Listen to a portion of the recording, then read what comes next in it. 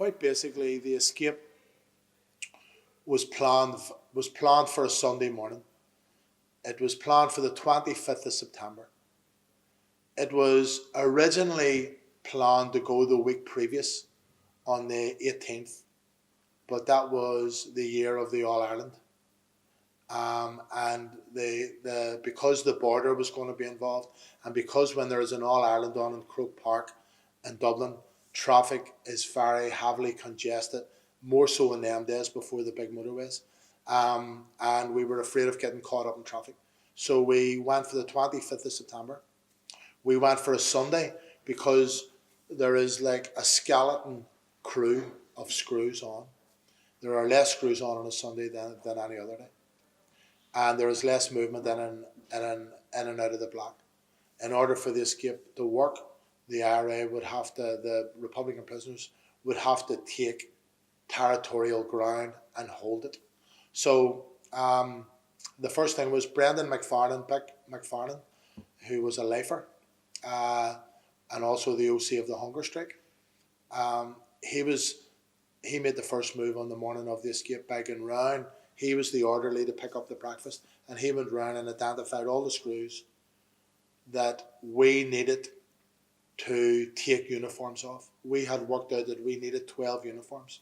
So he went round and identified, he knew the prisoners that they were for, and so he identified the screws, the same sizes, who they would have to come from.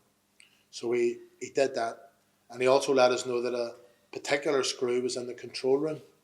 The control room was the main communication room for the block, and because the H blocks are all jails within jails, are all jails within a jail, the communication room would be the only method of getting the communication out of the block and into the block, and that includes alarms. And so the communication room was an important room, and he had brought back word that a particular blanket screw, a screw that was there during the blanket, and who had a brutal reputation, therefore arrogant, was in the communication rooms, and we worried that we might have a problem with that. So the escape was planned for 2:00. Each of the wing had 4 screws in it, and each of the wings had Republican prisoners marking each of the screws, so that when the signal came that each of the screws would be arrested, in a sort of a ripple effect. If you drop a pebble in a pool, the ripples going out would actually all go out in opposite directions, but all at the same time. Because there was no communication system between us, we would be arresting screws in a room like this, and somebody would be arresting them maybe 50, 60 yards away in a room like this, but we wouldn't see it, but we would have to know it was all going on at the same time. So what we decided to do was to take over the circle area first, which is the crossbar of the H, with a view to rippling it out. So the 4 wings at 2:00 had all the screws covered by Republican prisoners, mostly standing talking to screws, or talking to one another beside screws, or maybe one of them had an ironing board and was ironing clothes beside screws. Maybe one of them was washing clothes beside screws, but all the screws in the wings were marked. 5 of us then went out into the circle area at 2:00, each of us armed with a pistol, and took up positions at the front door of the block where there was a screw, was Mick McFarlane. Jerry O'Kelly took up a position at the control room beside another screw. Brendan Meade went in to talk to 2 screws in a room, and Tony McAllister made a screw T over in the canteen. That meant that all of the screws in the H block or in the circle area, the crossbar of the H, were all covered. The idea then was to arrest the first screws, and the first screws to be arrested was in the canteen. And there was always 4 or 5 screws skiving off work in the canteen, so we didn't actually know what number of screws we were going to get. So there was a screw still walking about the middle area who would be opening and closing gates. We needed to get him into the canteen in order to arrest him as well. So Tony McAllister went out and offered him a cup of tea, which he decided to accept, and went into the canteen area. I went into the canteen behind him. The canteen is just a canteen probably offers up a bigger image than the room that it is, but it's no bigger than this stage. It's a small area. It's only for a small workforce, so it's a small canteen. When I went in, there was 4 screws there. We closed the door, and we pulled out our guns. Tony McAllister had a silencer on his gun, and we told the screws they were under arrest and to get on the ground. There was disbelief in their faces. This is supposedly the most secure prison in Western Europe. When we pulled out the guns, the screws were in a wee bit of amazement, disbelief, which actually got in the road of them doing what we needed them to do, and we couldn't shout. So we were trying to get the authority and the aggression into our actions, but without raising our voices. So we were actually pulling sort of guns out and saying, "Get on the ground, get on the ground." So we had to actually whisper. So because we couldn't afford anybody else to hear us, and also we knew that this was the first move, and that we didn't want any noise. I mean, I wouldn't have fired my gun at that point or anything like that, because we didn't want any noise at that point. But we brought the right amount of authority to the room. The prison staff got on the ground, lay on the ground, and that was the first 4 arrested. I then walked out into the circle area, leaving Tony McAllister in charge of the four prisoners, the 4 screws. And when we went into the circle area, 2 of our lads had come out from each of the wings and were talking across the circle area. They wanted to be in a position to arrest the screws between the wings. So when I came out, everybody took my coming out as their signal. Jerry Kelly seen me, he arrested the screw in the control room. When he moved, that was the signal for Pick McFarlane to arrest his screw. When I went into the middle of the circle area, the 2 lads who were talking across the circle took my appearance as their signal. They ran and arrested the screw in between the grills. The screw are in between the grills, but also in between the wings. And when the prisoners who were in the wings watching the screw between the grills, when they seen him getting arrested, they arrested the 4 screws in each of their wings. And at that point, 99% of the screws are arrested in one swoop. It took longer to say now than it did to do. It all went very, very quick. When everybody once a person seen another person, it went as quick as that. The screws were going down. It was like a domino effect. It just kept the cap going down, because the sequence, I mean, the time that it took me to walk across the circle, screws were already arrested in the wings, because everybody took the cue of each other. So when all the screws went down, excuse me, my job then was to arrest the medical screw. This is like a medical officer, a screw who was in the medical room, but his door was locked, which held me up. We didn't expect it to be locked. It was unusual for it to be locked, but I since knew that he was half sleeping and having a cup of tea and all of that. I rapped the door and he asked me what I wanted. I then went into stereotype sort of prisoner mode. I said, "It's Storey," which I would never say. I would always use my own name, my first name. I says, "It's Storey. What do you want?" I says, "I've cut my hand. I'm injured." And he says, "I'll be out in a minute." And I says, and we never called screws mister, but I says to him, please, mister, my hand's cut and bleeding here," as if I was like really wounded. And he says, I could actually hear him being agitated, right, because I was interrupting him. And he opened the door and I arrested him. Brought him across the circle, but there was a male toilet and a female toilet in the circle area. And at that point, a prison officer walked out of the toilet, and Jerry O'Kelly, who was controlling, pardon the pun, the screw in the control room,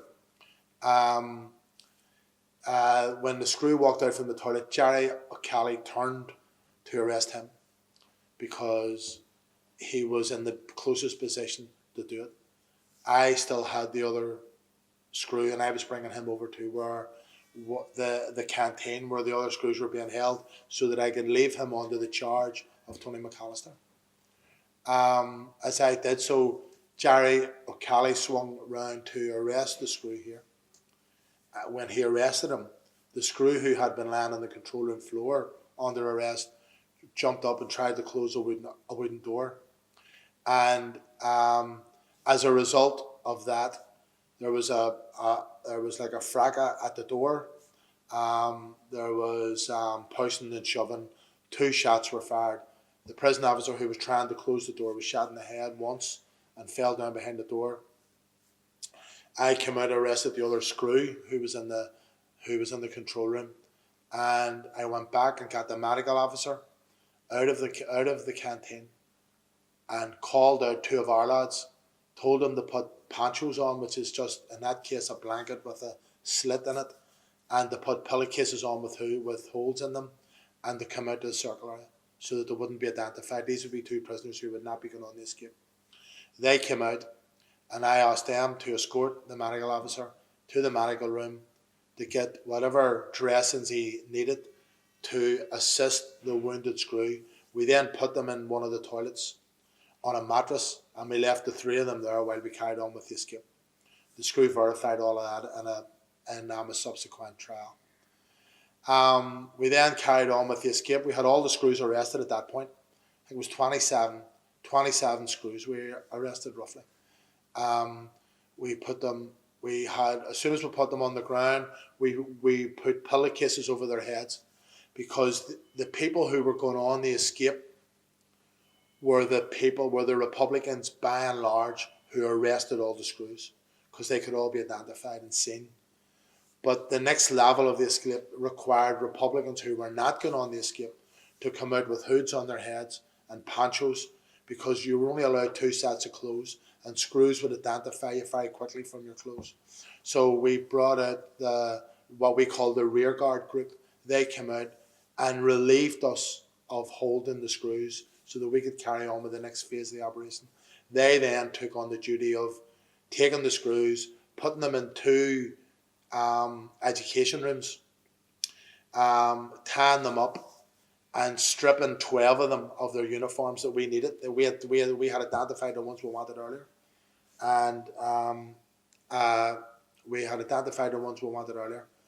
and we had the uniforms ready. We then got into the uniforms, and we set up, if you like, what you would call a headquarters, but we were being involved at that point in a bit of psychology. We had to wait on the prison lorry coming to the block in order to hijack it in relation to the escape. So what we then did was we got 2 of our lads dressed in prison officers' uniforms, because we had to go down and take over the front gate. That would have been the last screw to be arrested, but that was an external job. So in order to do that, we had for weeks asked Vic McFarlane to ask could he fill his day by hosing the yard and brushing the yard and keeping the place clean out on the outside, and because he's nothing to do. Prison staff were quite happy for him to do that so long as he was escorted. I think they were quite happy to do it too. We always thought, because he was the OC of the hunger strike 2 years earlier, and here he was out washing their bins and hosing the place down, and we thought that it would be sort of gratifying to them. So they allowed it to happen, but he was always escorted by a screw, and he could not go down to the front gate and go into the front gate area unless he had an escort of a screw with him. So what we did was we got 2 of our lads to escort him to dress up as screws and to walk out of the H block along with Bick, who would have the brown overalls on, and a brush. So that would be the imagery that the screw on the front gate would be used to. So Bick walked out of the H block down towards the gate, but the screw needed to see an escort with him. But the problem that we had was it was a small workforce of screws, and they all knew one another. So what we decided to do was put 2 screws along with Bick, and have it that they were walking down with him, but that the two of them stopped to talk to one another as if they were caught up in conversation, but that they were still linked to Bick, and that casualness of escorting him would be acceptable within that H block.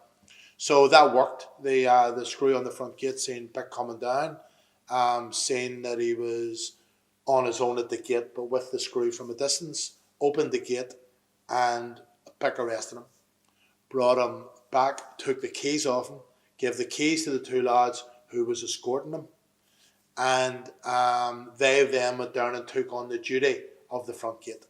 So then we got ready in a small room as our like mini headquarters. We set up a couple of pin boards, as they were called, with maps of the jail on it, because we needed to instruct the prison officer driver of the lorry coming in exactly what to do in terms of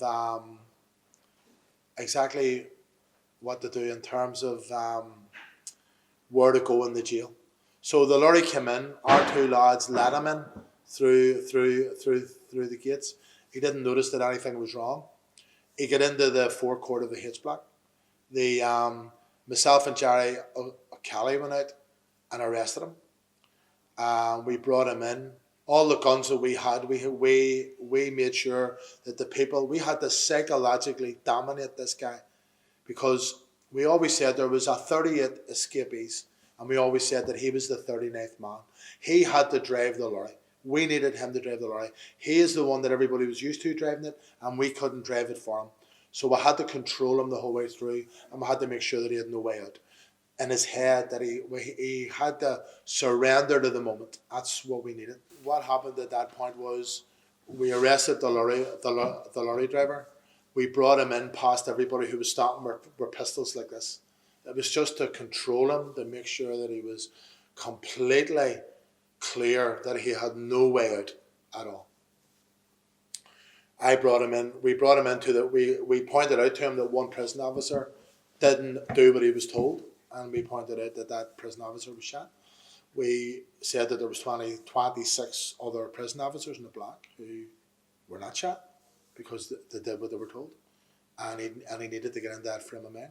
We brought him into a control room, it was actually the medical room, but we set it up as a headquarters, and we deliberately left a gun sitting on the table.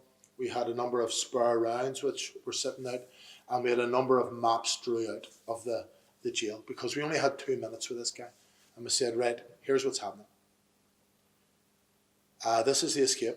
We have taken over the block, and we're going to escape. We're going to escape with you, or we're going to escape without you, but we're going to escape. So you need to decide what's going to happen to you. We're going to escape anyway. You need to make your own mind up. And then I said to him, this guy's called Jerry Kelly. He is a London bomber. He's killed all sorts of people, and he will kill you if you do one thing that you're instructed. That if you do one thing against what you are instructed to do. All of that was like a wee script that we had planned to. Well, we didn't actually plan it. I had sorted it out in my head. Actually, Jerry Kelly, in all fairness to him, I didn't actually know that I was going to say it. And he always says that when I said it, all he could think of to say was, all right, no to sort of back it up. But we pointed out the maps to him. He said that the maps were inaccurate. That he wanted to point out is that the gate that we had drew in a particular part of the jail was actually maybe 30 yards the other way, and that he wanted us to know that, so that if he went the other way, that we would understand that he wasn't going the wrong way, and that we would understand that he was doing what we told him. He completely surrendered to the moment within seconds. He actually became an asset in no time flat, because the guy was obviously afraid for his life. So he corrected the maps, and he said that he would do all that we instructed him to do. We brought him out to the lorry. We tied his foot to the clutch. We had a string tied onto the seat of the lorry, which we told him was tied to a hand grenade. It wasn't. But we knew with everything else that he had seen that he would accept it, because he had seen everything else. We told him that during the journey that Jerry Kelly would lie along the well of the lorry, and that he would have a pistol more or less in his crotch, as well as his hand on the string of the grenade, and that he would be watching him going through the gates as he communicated out the window to people, because he had to go through a number of gates to get out. And if he said anything or tried to give a signal, that Jerry would shoot him, and before he jumped out of the cab, he would pull the grenade, and that we would escape in the ensuing explosion and chaos, which was all a fabrication, but it worked for him. Right? So that's what happened. Jerry got into the well of the lorry. We all climbed into the back of the lorry. Those of us who was wearing prison uniforms, including myself, stayed to the back of the lorry. The other, can't remember now, 28, 27 prisoners who weren't in uniform were up at were well into the back of the lorry. We then drove out of the H blocks. We said farewell to the rear guard, who were still hooded and holding the screws in the block while we left. On reflection, when we were talking among ourselves about all of this, the rear guard said that they were really fearful for us, that they hoped that we would escape, but also they were worried that we would be in danger. And we were saying to them that that was ironic, because they were staying behind in a H block with a prison officer who was shot, and we knew that they would at least be getting serious brutality meted out to them within a short period of time. And all of that happened.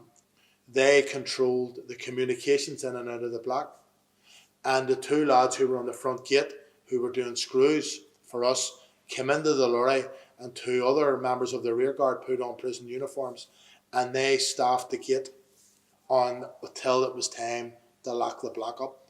So they weren't even escaping, because they only had a couple of months to do, but they were risking 10 or 20 years in order that their comrades could escape. That's why the escape is different. It's not like a selfish escape or an individual escape. It's an escape among Republicans and political comrades and all of that, who are operating to one objective. So the lorry drove off. It got through the first two gates. Had there been a problem, I mean, for instance, we knew that the screws didn't open the gate at the back of the lorry because of the casualness in the jail. But we had planned that if they did open the back of the lorry, that we would pull them into it, and we would put one of our men out, dressed in a screws uniform, and they would try to make their way back to the block in the event that the alarm went off. Such was the comradeship and the selflessness that was involved in the escape. This was all about politics. This was all about struggle. For most of us, it was about Shaft and Margaret sort of Thatcher and the British government, which had been behind so much murder and chaos in our country. So we were quite happy to be involved in it, and quite happy to take the risk on the day. We got down to what's called the Tally Lodge, and the lorry driver was instructed to reverse the lorry towards a fence at an angle that a soldier up in the wall, the sentry with a rifle, could not see us climbing out of the back of it. He parked the lorry, and 9 of us climbed out the back. We then had to take the Tally Lodge, but we had to approach it in 3 ways. We had to break our group up into 4, 3 and 2. And the way that we did it was, actually there was a humorous moment among us. When we got out of the back of the lorry, I actually said to our group, right, there's 9 of us, and one of the lads who's called Harry Murray, and Harry never has a nerve in him. And Harry was saying, there's only 8 of us. And this is a well planned, like imagine the planning that goes into this. You have everything done. So I says, there's 9 of us. He says, there's only 8 of us. And I says, Harry, because exasperation, nerves, everything else, you're saying, Harry, there's 9 of us. And you just leave it at that. And Harry goes, 1, 2, 3, 4, 5, 6, 7, 8. He says, I forgot to count myself. Which we thought a year later was funny. On the day I felt like shooting. But so we then walked towards the Tally Lodge. You have to the Tally Lodge is a building that has a gate which has to open to allow the lorry out. But in order to open the gate, the screw has to come out of the Tally Lodge, and in order to get him out of the Tally Lodge, a vehicle has to be going towards the gate. So we needed him at the gate when we were walking over. So I had a plan. Jerry Kelly then got up off the well of the lorry. He was dressed in the prison officer's uniform as well. So he was able to sit beside him then, because no prisoners would have been allowed in the lorry at that point. So the plan was then that I had to signal the lorry when we were halfway across the Tally Lodge car park. I actually took my hat off and was fixing my hair. I had hair in them days. And when the lorry then drove past us and over to the gate, and the screw came out to open the gate, just as we got to the gate, two of our number arrested the screw. One of them brought him into the Tally Lodge. The other one opened the gate, allowed the lorry in. Four of us went into the Tally Lodge, arrested the screws and put them on the ground. And the other three lads went into the other corridor, stayed at the back door of the Tally Lodge, and the other two went on through the Tally Lodge to arrest the screw that was out on the front wall. And as you can see, this was an intelligence-led operation. We had all the information that we needed.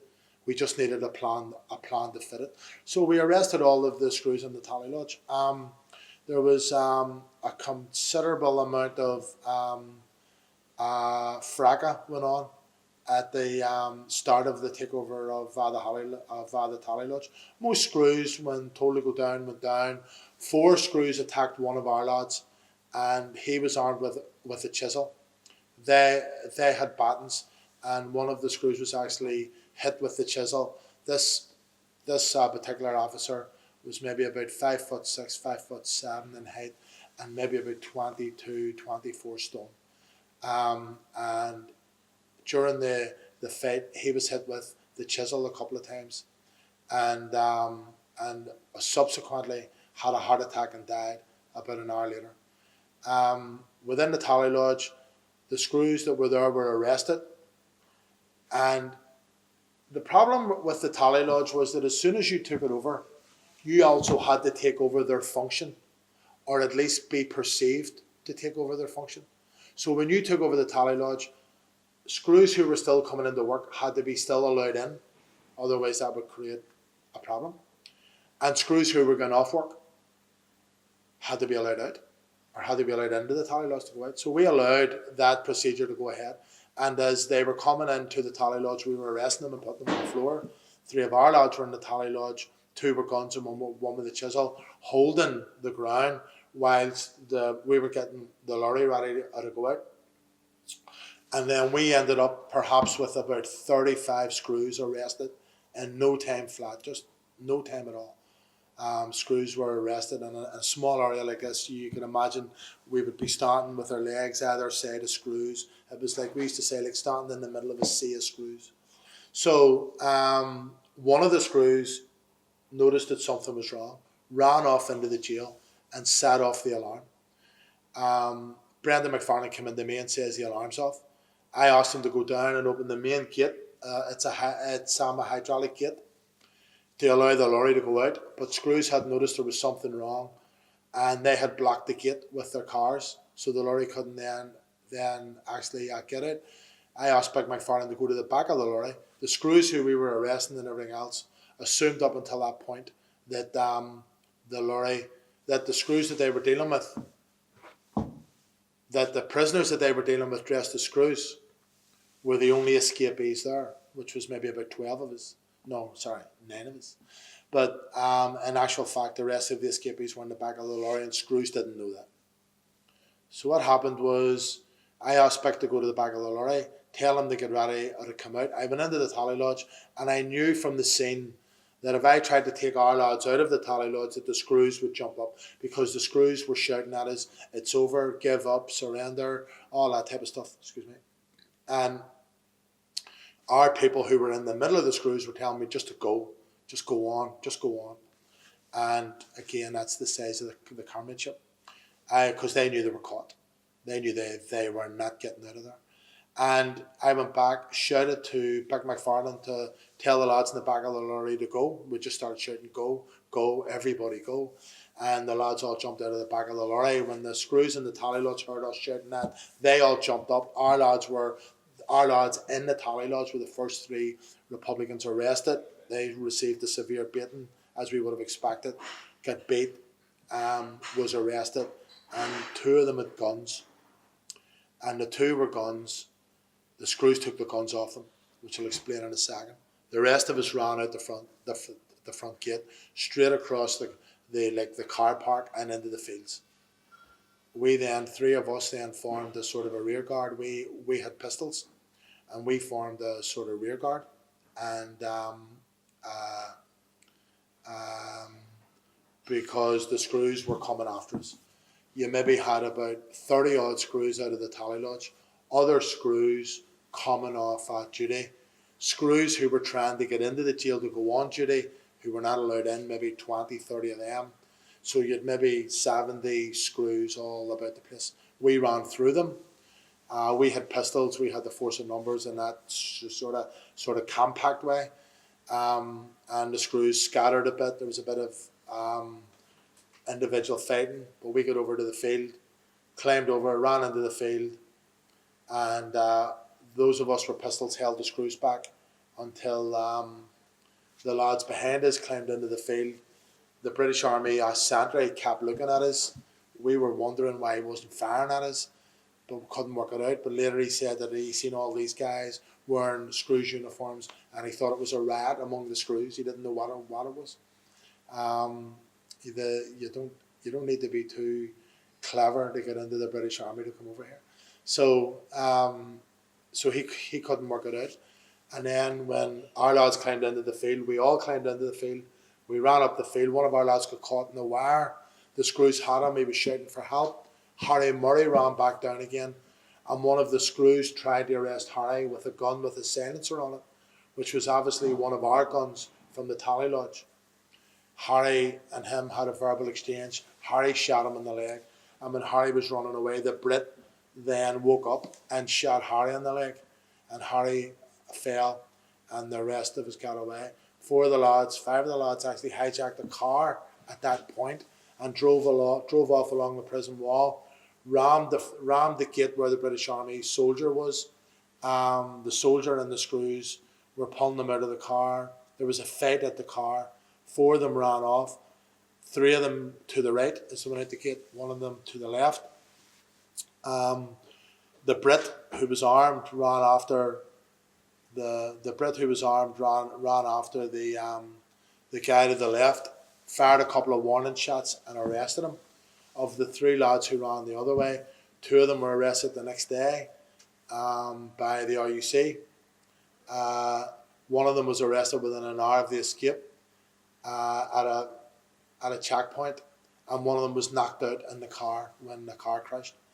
The rest of the lads, 4 of us ran to a river near a bridge.